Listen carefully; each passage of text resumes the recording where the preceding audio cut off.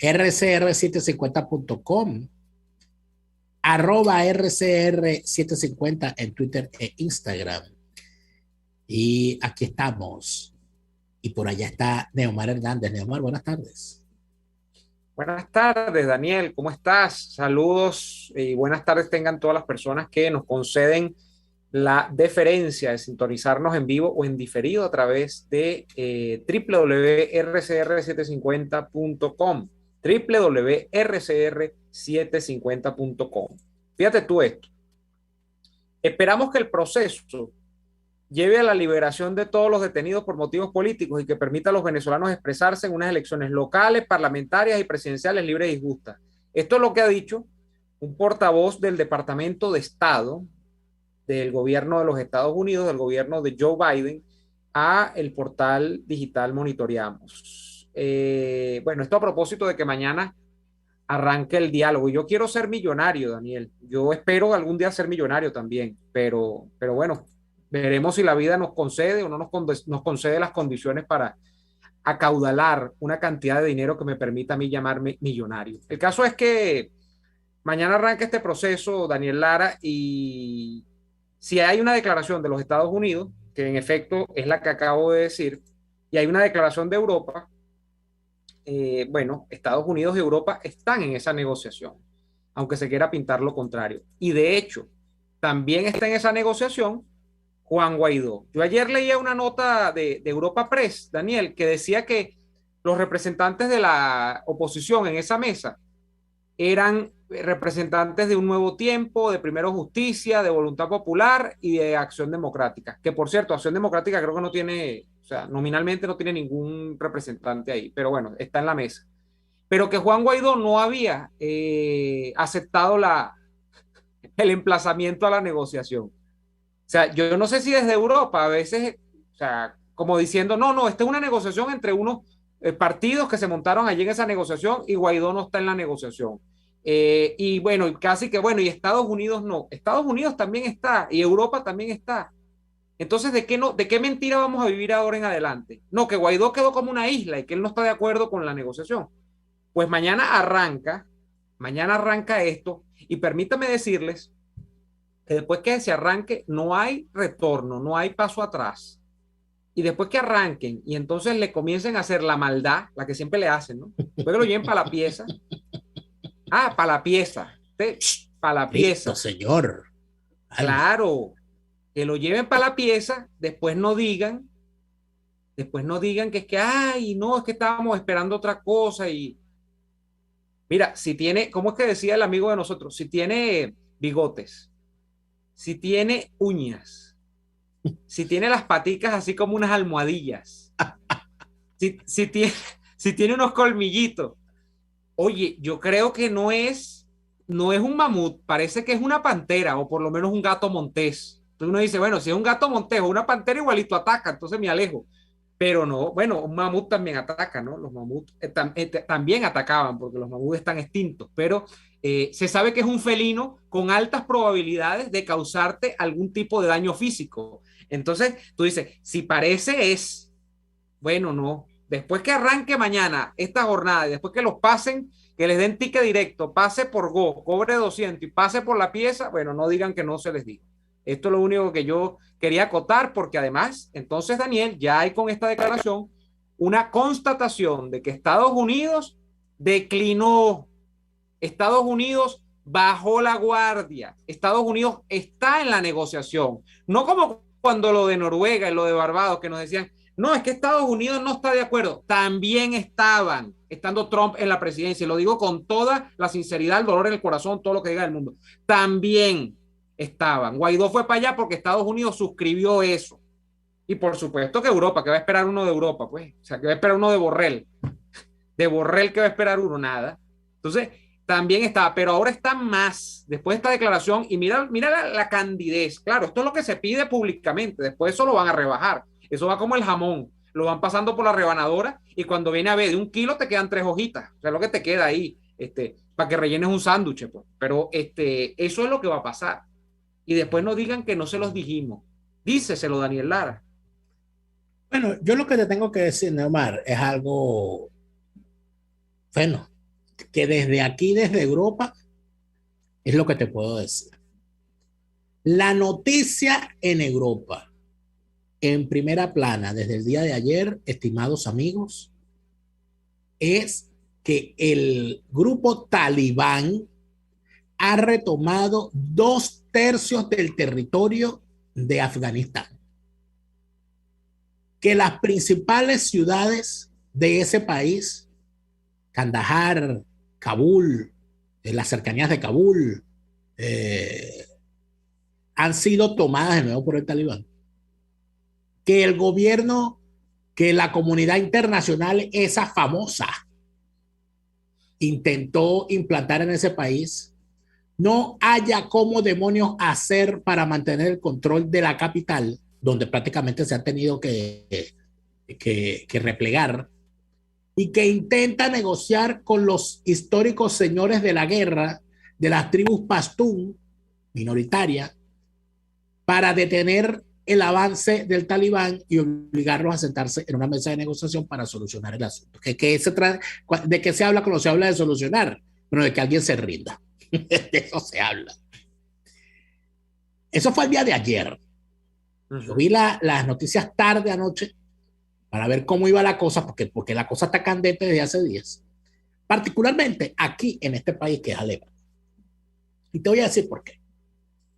Porque cuando se desata la crisis de refugiados, los países que fundamentalmente expulsaron gente de sus fronteras hacia Europa fueron Afganistán y Siria. La endémica migración o expulsión, porque eso no es una migración, porque no es que se van, es que los echan, de somalíes, etíopes y eritreos, ya es una cosa de no contarse. Y de los venezolanos, ¿para qué hablar? Pero en el caso de Afganistán, había un buen número de ciudadanos afganos ya en este país, en Europa y aquí en Alemania, que acogió a muchísimos, muchos de ellos con problemas de integración graves. Y ahí te tengo que dar datos, porque es que los conozco de primera mano, porque los conozco a los tipos, estudié con ellos, estuve con ellos, compartí con ellos. El 60% de la población de Afganistán es de origen persa, iraní, pues, llamarlo de alguna manera. Y el 40% es la minoría pastún. Y la minoría pastún sigue teniendo unas costumbres que están más apegadas al tema de la tierra, al tema de la cuestión agropecuaria y sobre todo a servir de mano de obra casi esclava en las plantaciones de amapola, que son las que surten el principal negocio de ese país, que es el opio. Porque aquí hay que decir las cosas como son. Ahí en Afganistán de lo que se está hablando es de opio. Esos muchachos pastún, a los cuales yo he conocido aquí, ¿no, hermano? Yo he estudiado con pastún, conozco a afganos de la etnia pastún, que son con rasgos asiáticos, por cierto. Y conozco afganos del otro grupo, del mayoritario iraní. La mejor compañera de clases en cuanto a rendimiento académico que yo he tenido en todas las etapas en que he estado aquí en Alemania es una afgana, que era inclusive maestra de informática, profesora de informática. Era de origen iraní, de extraordinaria formación y por supuesto de extraordinario rendimiento. Inclusive nos ayudaba a los demás a entender el alemán, de lo buena que era. Pero conocí a un pastún que había repetido 3 veces el primer nivel de alemán, porque el muchacho no sabe leer ni escribir, ni siquiera en su idioma. Es decir, al muchacho hubo que enseñarlo a escribir primero. O sea, a conocer el alfabeto, porque el muchacho ni siquiera sabe leer ni escribir.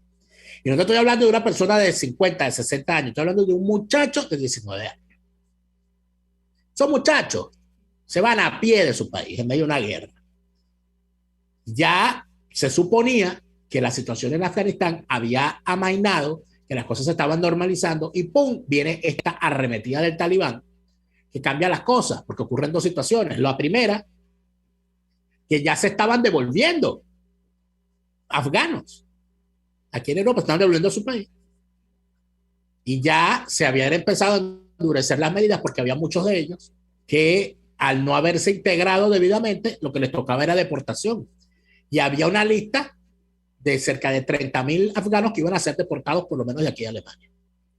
Bueno, Alemania acaba de anunciar que detiene, no, ayer el anuncio fue que iban a detener, que no iban a deportar a nadie porque en estas condiciones es imposible, porque ni siquiera hay un Estado que los reciba, un gobierno con el cual hablar sobre la deportación. Pero esta mañana, cuando reviso la noticia para ver por dónde va la novela, no, ahora la cosa no es solamente que no van a deportar a nadie, sino que Alemania acaba de anunciar que le ha comunicado a todos sus ciudadanos en Afganistán que deben abandonar el país inmediatamente. Y hace minutos, la embajada de los Estados Unidos en Afganistán acaba de anunciar que va a evacuar a todo el personal civil afgano en la ciudad de Kabul, porque los combates ya están a 2 kilómetros de la sede de la embajada.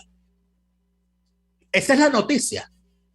Usted lee la prensa internacional, los principales medios internacionales, en todos los idiomas de Europa, y en ninguna parte hablan de Venezuela, ni de las estupideces que van a hacer en México. La única noticia que sí aparece en los medios internacionales sobre Venezuela es que la Corte Penal Internacional ha decidido que hay razones suficientes para someter a una investigación al régimen de Nicolás Maduro por la presunta comisión de hechos de lesa humanidad ocurridos desde el año 2017 hasta donde han de decir que allá lo que van a, cuando se den la mano, lo que van a hacer es embadurnarse de la sangre de los venezolanos que han asesinado y torturado todos estos años.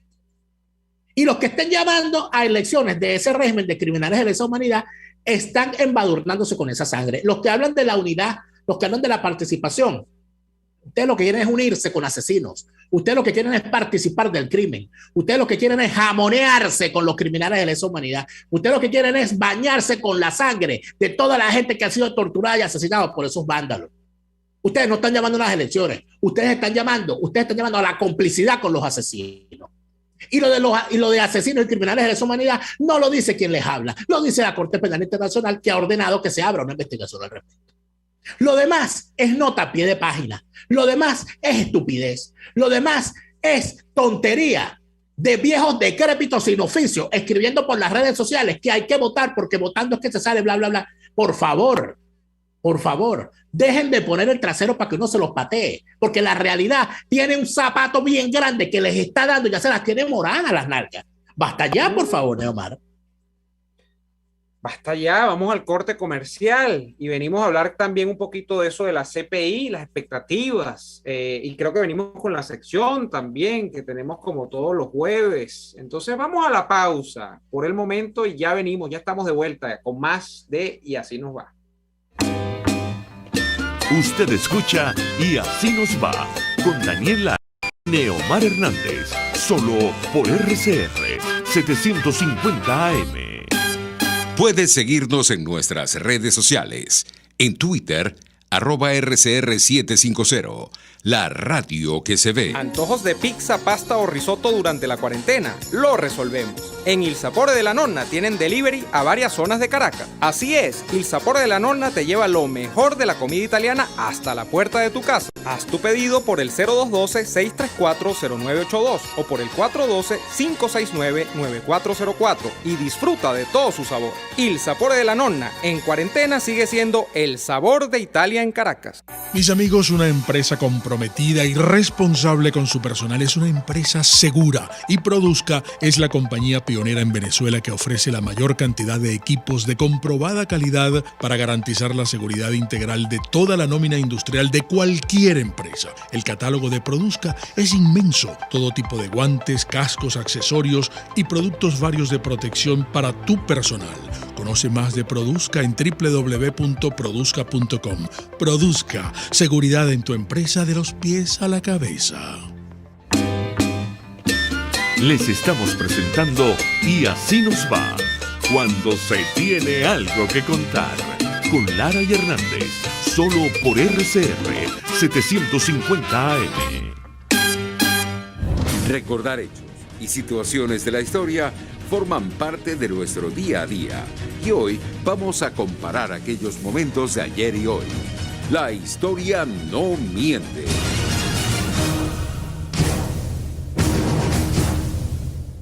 Esta semana, en los hechos históricos que debemos revisar, de acuerdo a lo que a lo que tenemos en el almanaque, se vincula mucho con lo que acabamos de hablar en el segmento anterior sobre los crímenes de lesa humanidad. Hace unos días, el 4 de agosto, se cumplió un año más de la fundación de la Guardia Nacional de Venezuela. La Guardia Nacional de Venezuela fue fundada el 4 de agosto del año 1937 y fue una creación del gobierno de Eleazar López Contreras. La creación de la Guardia Nacional, no la bolivariana, la Guardia Nacional, que luego se llamó Fuerzas Armadas de Cooperación, respondió a varios hechos. El principal de los hechos a los cuales respondió fue a la necesidad de López Contreras de controlar militarmente el país. Porque si bien López Contreras venía de ser el ministro de Guerra y Marina de Gómez, Gómez había sido el creador del Ejército Nacional, de la Marina de Guerra y de la Fuerza Aérea Venezolana. Pero, como luego fue, en efecto, reclamado por la generación de jóvenes oficiales que encabezaron Delgado Chalbo y Pérez Jiménez, los cargos de altos oficiales en las Fuerzas Armadas de aquel entonces estaban ocupados por viejos generales que o habían venido con Gómez y Castro en la invasión a Caracas desde el Táchira o se habían asimilado desde las Montoneras a el poder de Gómez y no habían pasado ni por una escuela de formación ni por los avatares que debe pasar un oficial para llegar a puestos de comando, sino que sus posiciones respondían únicamente a la fidelidad al sistema. Evidentemente, Eleazar López Contreras, que decía calma y cordura, pero pendejo no era, sabía que necesitaba controlar militarmente el país y que no era lo mismo hacer una purga que le iba a costar muchísimo, a pesar de que hizo al principio unas acciones que fueron directamente en contra del poder del gomecismo, como por ejemplo quitarle el poder a Eustoquio Gómez, que terminó su vida a tiros a la entrada de la gobernación del Distrito Federal en los hechos de febrero del 36. ¿Por qué? Porque el tipo estaba montado en una conjura contra López Contreras para mantener el poder de los Gómez en Venezuela. López Contreras crea entonces un año después, en el año 37, la Guardia Nacional de Venezuela, que intentaba ser un cuerpo militar, pero a su vez un cuerpo civil, al estilo de los carabineros italianos, de los carabineros chilenos o de la Guardia Civil española. Y la Guardia Nacional permaneció durante mucho tiempo siendo eso, como un cuerpo militar, pero a la vez civil, con competencia nacional en materia de orden público, que luego se fue dejando sus competencias en manos de las policías regionales, que a pesar de ser policías, eran dirigidas por oficiales de la Guardia Nacional. Se le dio a la Guardia Nacional el control de las aduanas, el control de las fronteras. La Guardia Nacional controlaba el país, en pocas palabras. La Guardia Nacional podía llevarle el pulso a las actividades que se realizaban en todo el país, porque era de verdad nacional. Con el tiempo se fue profesionalizando y adquirieron el nivel de Fuerzas Armadas de Cooperación, es decir, se convirtieron en el cuarto componente de las Fuerzas Armadas. Hay quienes dicen que eso quizás fue un error, porque lo que debió haberse hecho fue convertirla en lo que es la Guardia Civil Española, que eso ha sido más útil. Pero en manos de militares estábamos y en manos de militares se convirtió la Guardia Nacional en las Fuerzas Armadas de Cooperación. Fuerzas Armadas de Cooperación que, por cierto, a la hora de cooperar, Neomar, terminaron siendo siempre una fuerza despreciada dentro de las Fuerzas Armadas en pleno. Porque a pesar de ser una Fuerza Armada de Cooperación y a pesar de considerársele un componente más de las Fuerzas Armadas, estaban excluidos los generales de la Guardia Nacional. Jamás en Venezuela, ni siquiera y menos durante el chavismo, ha sido nombrado un Guardia Nacional ministro de la Defensa. Los comandantes de la Guardia Nacional se les reservaba la dirección de las policías regionales, pero había cosas a las cuales no se les permitía tener acceso. Por ejemplo, como ya dije, al Ministerio de la Defensa o a la Inspectoría General de las Fuerzas Armadas o al Comando Unificado de las Fuerzas Armadas. Esos cargos estaban reservados para oficiales del ejército en su mayor parte. Gracias a la Guardia Nacional se logró detener el golpe del 4 de febrero, porque fue la Guardia Nacional la que tenía el pulso de lo que estaba ocurriendo en todo el país. Y a pesar de que había algunos elementos allí que estaban comprometidos con el golpe, rápidamente la Guardia Nacional logró ponerse en marcha con el conocimiento que tiene del país. Y hay eventos particulares. Uno, la poblada, de esto no se habla, de esto habló en este programa Johan Peroz, de cómo nos contó que una poblada de más de 400 adecos se fueron desde la casa de Ade del Paraíso en la madrugada del 4 de febrero al comando de la Guardia Nacional a exigirle al comandante de la Guardia Nacional que se pronunciara a favor de la democracia y del gobierno, y lo hizo.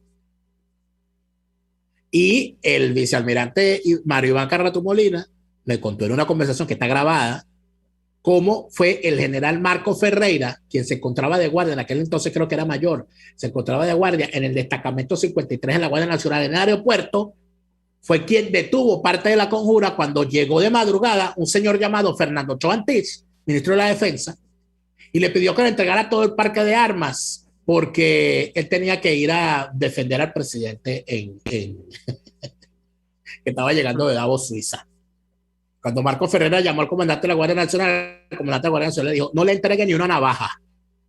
Y ahí se detuvo parte de la conjura. Porque si le da las armas, Fernando Ochoa Antich hace preso a Carlos Andrés llegando a Maiquetía. Eso es parte de la historia. Todos estos años después, ¿qué tenemos, Neomar? ¿Qué es la Guardia Nacional hoy, según tú? La Guardia Nacional, lamentablemente, ha terminado siendo usada en la primera parte del proceso chavista en la fuerza de contención o en el cuerpo pretoriano que usaba el propio Chávez, y luego, yo creo que ya mucho menos Maduro, justamente en la etapa en la que mayor efervescencia tuvo la movilización de calle opositora en Venezuela. ¿Por qué digo que en la primera etapa, Daniel? Porque luego, hasta la Guardia Nacional, se revela, yo no sé si insuficiente, si demasiado notoria, quizá a efectos internacionales. Oye, ver a unos tipos que parecían, por cierto, haciendo honor a mi franela de hoy, de las tortugas ninja que marcaron mi infancia, unos tipos que parecían con esos trajes y esos armatostes que se montaban encima, que parecían unas tortugas ninja, en algún momento se les llegó a decir así, porque se forraban con unas protecciones como si es que iban, no sé, para los gladiadores americanos, no sé para dónde iban, y que con toda la cantidad de dispositivos que tenían a la mano, entonces echaban mano justamente de los manifestantes, bueno, haciendo las delicias de la represión en aquellos años.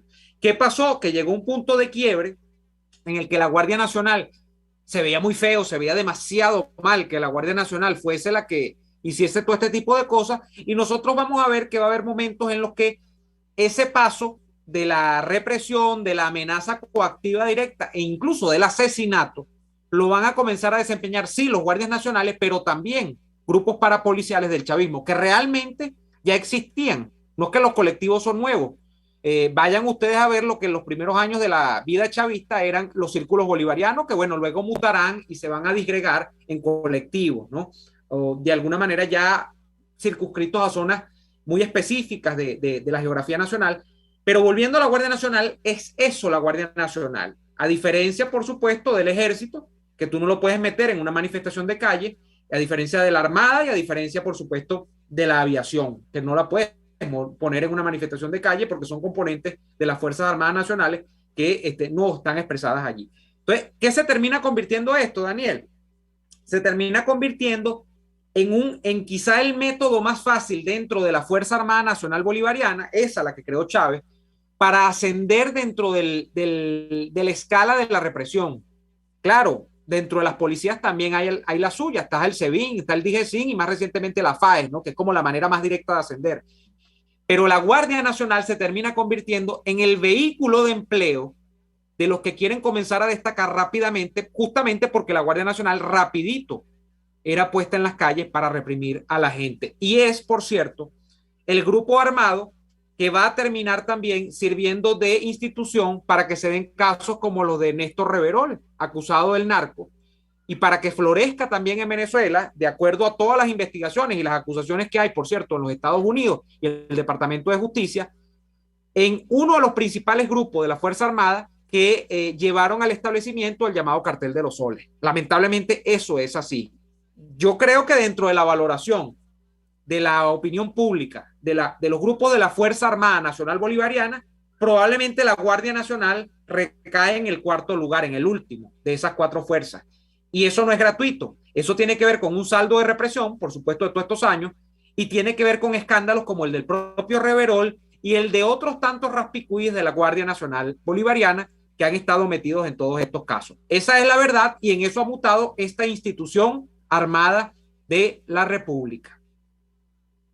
Y así, hoy, cuando el régimen venezolano es señalado desde la Corte Penal Internacional por la presunta comisión de delitos de lesa humanidad, esa Guardia Nacional que fue fundada en el año 37 figura no como defensa de la nación ni como defensa. La radio que se ve. A tuplata.com.be la cuarentena no los detiene. Siguen haciendo envíos desde los Estados Unidos a Venezuela sin complicaciones. Además de eso, buscan tu carga en Tampa, Orlando y Miami sin ningún costo adicional.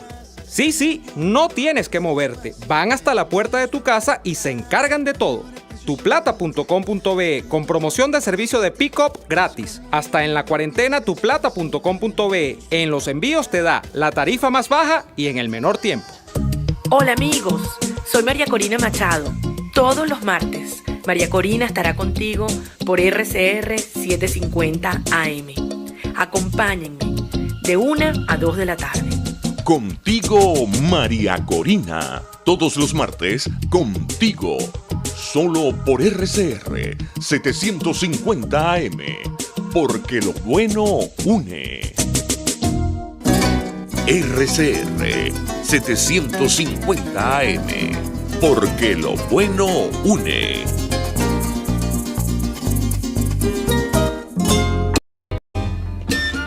Estamos escuchando Y Así Nos Va con Lara y Hernández por RCR 750 AM.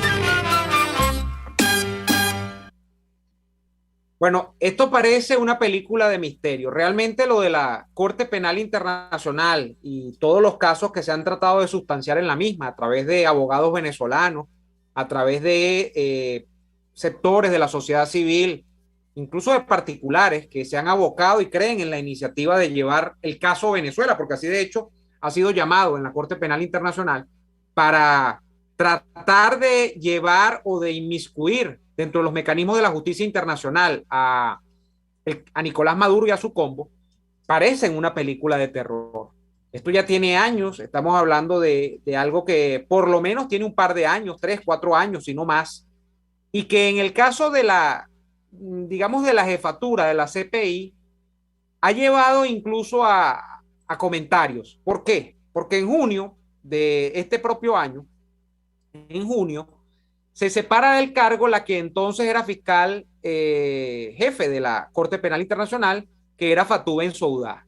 Sobre la señora Bensouda había todo un manto de dudas porque no se sabía si estaba ganada o no su voluntad a abocarse al caso venezolano, no se sabía si realmente le iba a meter el diente a todas las denuncias que hay sobre el caso Venezuela. Creo que es el caso Venezuela 1, luego el régimen a través de Tarek William Saab ha montado el caso Venezuela 2 diciendo que ellos son los ofendidos y han tratado de adelantar un caso allá, pero el que ha avanzado hasta cierto punto es el 1, que es el que trata de decir que en el caso venezolano no hay justicia, pues no hay Estado de Derecho y que hay violaciones sistemáticas de derechos humanos. Bueno, Bensouda se fue del cargo, Daniel, y la película de terror continúa porque se esperaba muchísimo que ella se fuese y antes de irse dejase una declaración sobre si el caso venezolano avanzaba o se quedaba congelado porque ya había que dar una respuesta. Bueno, la señora ha sorprendido, pero digamos post-mortem, no porque se haya muerto, sino post renuncia, porque ella dejó un informe que entonces hoy lo sacan, ese es el informe que se está discutiendo y que ha causado revuelo en las redes. Es un informe que lo han desclasificado. Así, por ejemplo, lo titula la agencia EFE y dicen, Un documento desclasificado esta semana recoge las observaciones que en efecto hizo Fatou Bensouda hasta el pasado 15 de junio, un día después de que incluso el caso venezolano o el gobierno venezolano estaba tratando de meter el asunto de que ellos habían sido discriminados en la CPI y había sido rechazado un recurso que había metido, entiendo, discriminados, pobrecitos, me van a hacer llorar. Que ellos habían tenido un trato discriminatorio y desigual en delincuentes, la corte, chicos, bueno, delincuentes, plagas que son. Bueno. Ay, los discriminaron. Ay, me discriminaron. No me dejaron matar bien. No me dejaron torturar bien. Yo quería matar a más y me están discriminando. No me dejan. Por favor. Pero es que tú estás viendo el nivel de cinismo de estas lacras. Es que son unas lacras y no hay otra forma de llamarlos. Son de lo peor. Son unas basofias. Son unos delincuentes de la peor estirpe. ¿Tú sabes lo que estos tipos están haciendo? Para que tengas una idea. Buscando tumbar las denuncias en la Corte Penal Internacional, estos tipos, como quieren que se quiten todas las sanciones, incluidas las acciones de la Corte Penal Internacional, porque ellos creen que la Corte Penal Internacional es como el Tribunal Supremo, que tiene un delincuente a la cabeza, al cual pueden llamar por teléfono y decirle, mira, saca una sentencia ahí, así vas, pum. Ellos creen que es igual. Ellos están presionando a los actuantes en la demanda. Es interesante saberlo. ¿Quiénes son los que están, los dolientes, en pocas palabras? Los familiares de los asesinados.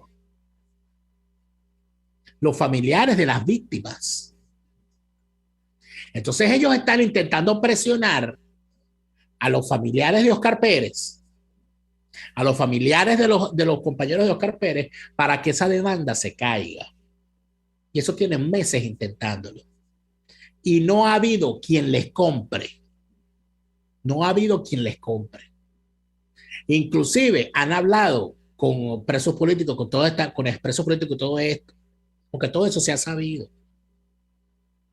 Inclusive miembros de esa oposición falsaria y prostibularia han hecho esfuerzos para acercarse, no para ayudarlos, sino para intentar buscar la manera de que esas demandas se retiren por el bien de una normalización del país. Eso ha ocurrido. Esas cosas también se van a saber. Ojo, no ahorita. Yo no estoy autorizado para decirlo, porque puedo comprometer cosas. Pero esos que se pusieron a intentar convencer a familiares, hay familiares que los han grabado. Y eso se va a anexar cuando arranque el caso, para que queden descubiertos no solamente los asesinos, sino los cómplices que intentaron evitar que fuesen llevados al banquillo. Por eso es que yo, de alguna manera, me siento, con respecto al tema La Haya, podríamos decir que soy lopecista con ese tema. Calma y cordura. Calma y cordura. Calma y cordura. Porque además de eso, ahora es que viene lo otro. Viene lo otro. Que se va a empezar a demostrar que después, que esto va a ser lo mejor, que después de arrancado el proceso y después de realizadas las investigaciones preliminares, que fue la denuncia, pues, donde se llevaron todos los recaudos, es que después de eso han ocurrido otros casos de violación de derechos humanos, de crímenes de lesa humanidad. Entonces, todo aquel que haya sido víctima de esos delitos de lesa humanidad, de forma directa o sus familiares, puede ir y anexar. Eso se vaya engordando. Eso se va a convertir en una, como decían antes, en una IBM, para no decirlo. Ustedes saben todo. Oye, tenía años, años, ¿verdad? Esto se va a convertir en una IBM. Se va a convertir eso. Así que no es la marca de la computadora. No es la marca de la computadora. Es una inmensa bola de miel.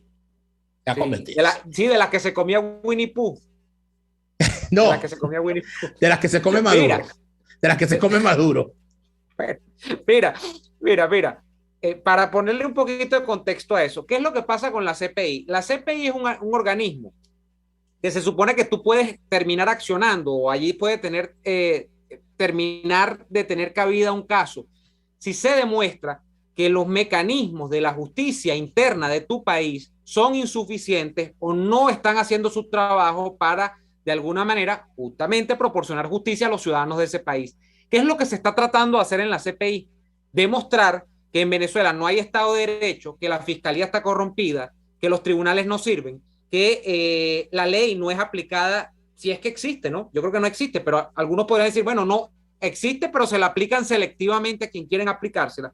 Y lo que está en juego es, de alguna manera, la evaluación del estatus de justicia de tu país. Porque si tú dices que en un país no hay mecanismo de justicia, tiene que proceder, eso es lo que entiendo, de alguna manera analizan los abogados, tiene que proceder la aplicación no de la justicia nacional, sino de la justicia internacional, que es el ámbito donde está la competencia de la CPI. ¿Qué sucede? Que esto que se ha conocido hoy, lo que va apuntando es en ese sentido.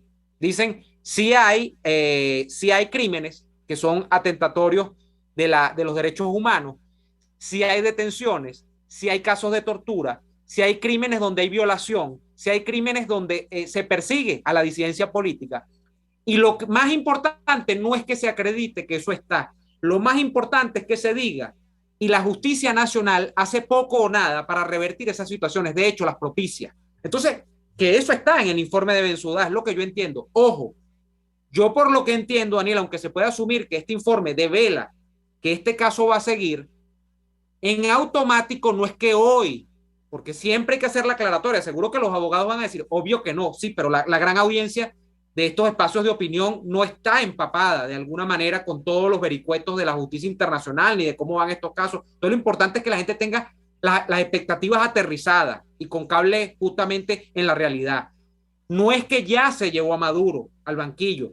Lo que ellos están diciendo es, sigue el caso, como ya se ha dicho, creo que en noviembre hubo un nuevo informe, sigue el caso porque se está demostrando que la justicia nacional venezolana no existe o al menos no es competente para juzgar todas estas materias que se están produciendo. Pero la gente quizá puede decir, bueno, pero eso en qué nos afecta a nosotros, porque eso está por allá y le van a liberar de captura y bueno, ¿y quién lo va a buscar? Bueno, lo primero que causa es un efecto inmediato en cualquier persona que tenga 4 dedos de frente. Si la Corte Penal Internacional ha dicho que hay motivos para investigar al régimen de Nicolás Maduro por comisión de crímenes de lesa humanidad, cualquier persona sensata que crea en la libertad, que crea en la democracia, que crea en la justicia, debe evitar sentarse con ese régimen violador de derechos humanos. En tal sentido, tenemos una oportunidad de oro para determinar quiénes son los criminales y quiénes son los cómplices de los criminales. Cuando usted vea a un supuesto opositor sentado con el régimen que está siendo investigado por la Corte Penal Internacional, por la Comisión de Crímenes de Lesa Humanidad, vea usted a un criminal. ¿Tú sabes quién tiene una nube negra encima, chico? Qué mala suerte tiene ese tipo, pero es que el tipo nació volteado.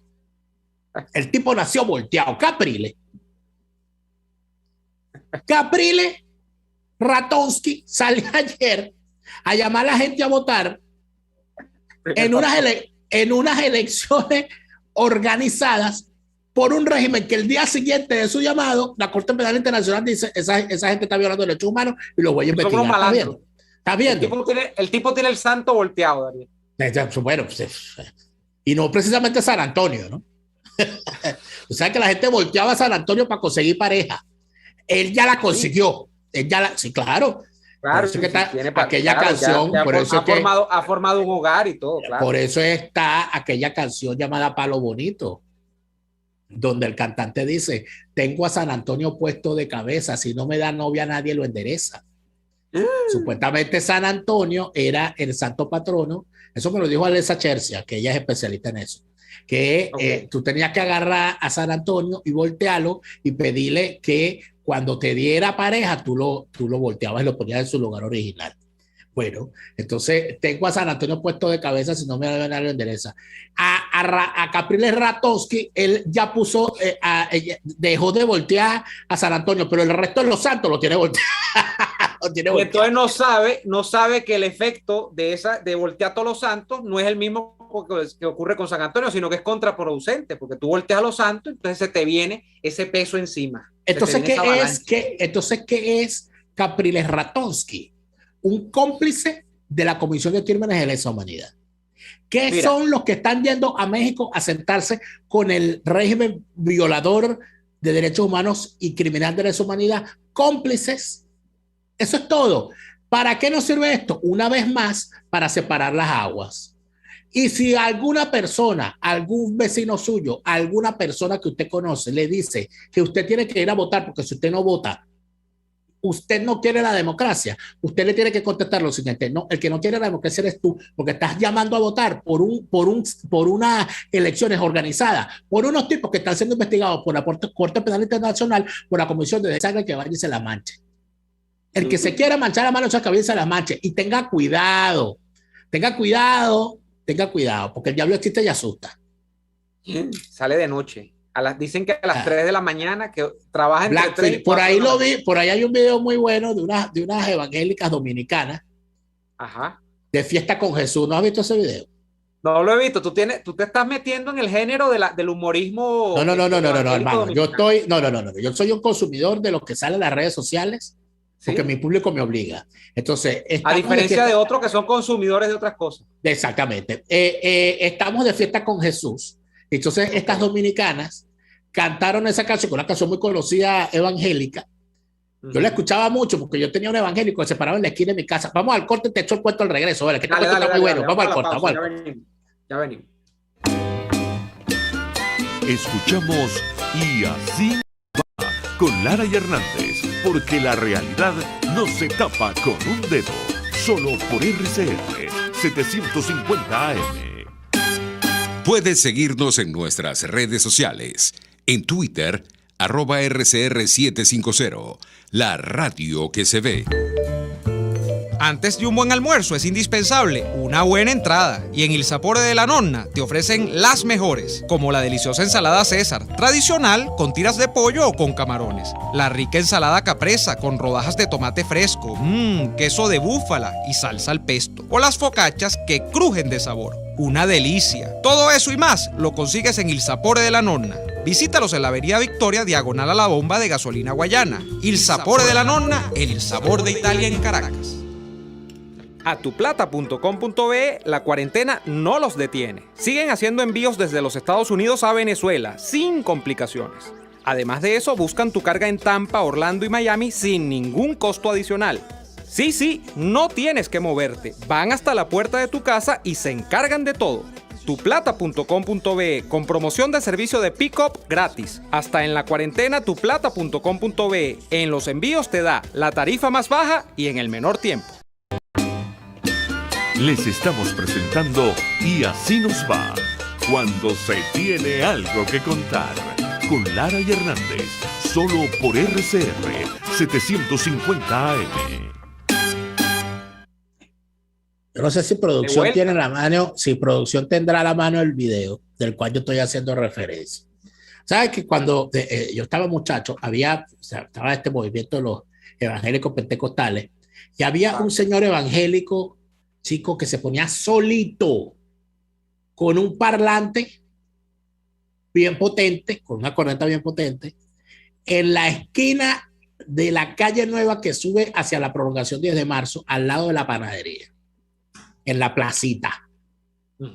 Se lo agarraba y se ponía allí con su parlante, y el señor predicaba y cantaba pero el señor tenía tal gañote que era imposible para el que estaba en la zona no escucharlo. Y ya yo estoy habituado con las canciones porque el tipo las cantaba. Entonces, a mí me mandan un día este video y se me desbloqueó ese recuerdo de este evangélico cantando esa canción. Esa canción se llama De Fiesta con Jesús, creo que se llama la canción. Entonces, con esa canción han hecho 50 versiones distintas en las redes sociales, con el fondo de las mujeres cantando, porque son dominicanas, entonces lo cantan al ritmo de merengue. Lo vamos a ver el video. Póngalo ahí, producción, por favor, vamos adelante. Ya va, que producción está enredada. Parece un pulpo ahí, nuestra productora. Ya lo va a poner. Porque parece el pulpo Manotas. Al pulpo Manotas. Estas mujeres hicieron esas versiones merengue, ¿no? Es un merengue, una guaracho. Yo no sé qué fue lo que hicieron allá, y se hicieron muy famosas de la nada.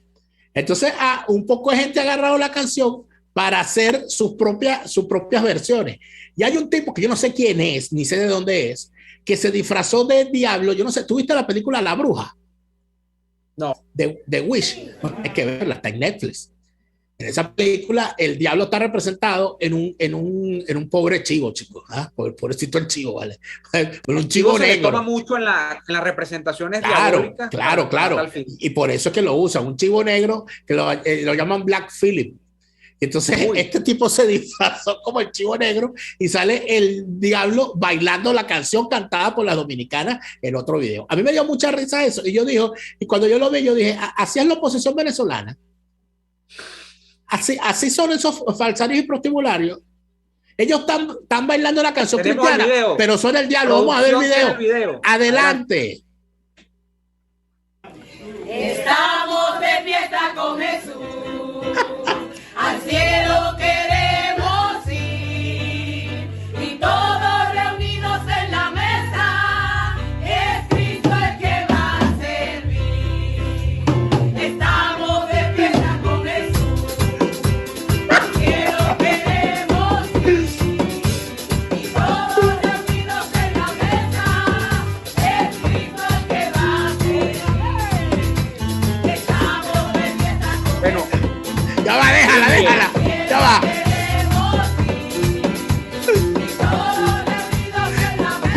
Aguántate, yo te aviso.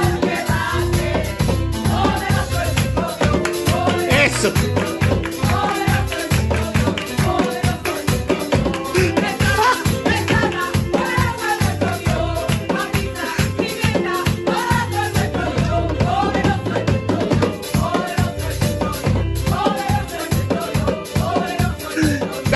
Carla, tráetelo. Bonita la canción. Tráetelo, producción, tráetelo. Bueno, claro. Estas mujeres, esto podría ser la representación perfecta de la oposición falsaria venezolana. Con todo el respeto que tienen estas honorables damas, ¿no? Pero, ¿qué hace la oposición falsaria? No, que bueno, que tienen su religión y bueno, y tienen sus canciones ahí y la canta con la que provoca ponerse a bailar. No, esa canción la escuchaba yo todos los sábados, la cantaba el evangélico que se ponía en la esquina. Esa y la del abogado, Dios mío, la ando buscando porque se me ha olvidado. Tengo el estribillo, a veces me viene y me va. Bueno. Entonces tú tienes eso, ¿verdad?